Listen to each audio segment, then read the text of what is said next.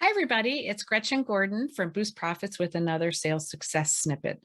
So, did you know that 63% of salespeople suffer from an undisciplined approach to controlling their emotions in a sales conversation? And what I mean by that is they have a tendency to make too many assumptions or jump forward, get too excited, or get too low.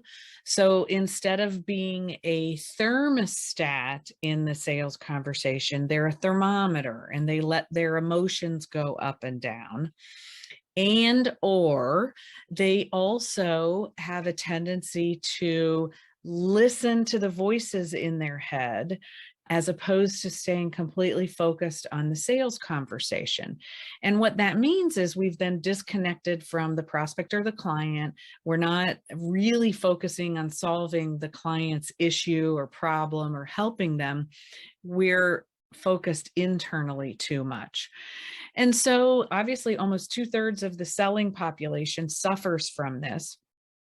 So it's a real problem. So it's likely that you or people that you work with suffer from this.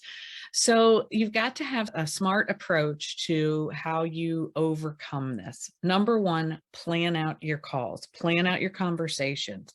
You don't need to have a script and how everything's going to go, but make sure that you have a roadmap of what kinds of questions you need to ask. If you're a manager, you need to make sure that you're working with your salespeople to review the call plan as they have it set out.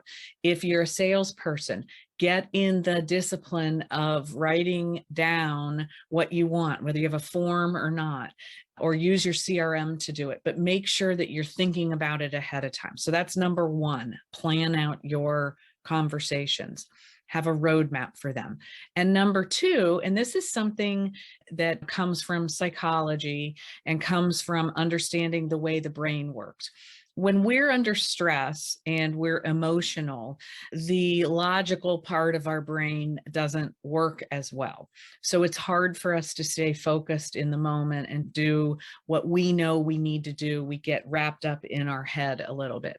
So if you're in a situation where you're actually nervous about the sales conversation and you haven't planned it out, you're going to be far less effective in conducting that sales conversation. So plan it out, and then here's a little trick. If you find yourself being nervous, either rub together the first finger and your thumb of one of your hands to the point that you are actually paying attention to the ridges in your fingerprint.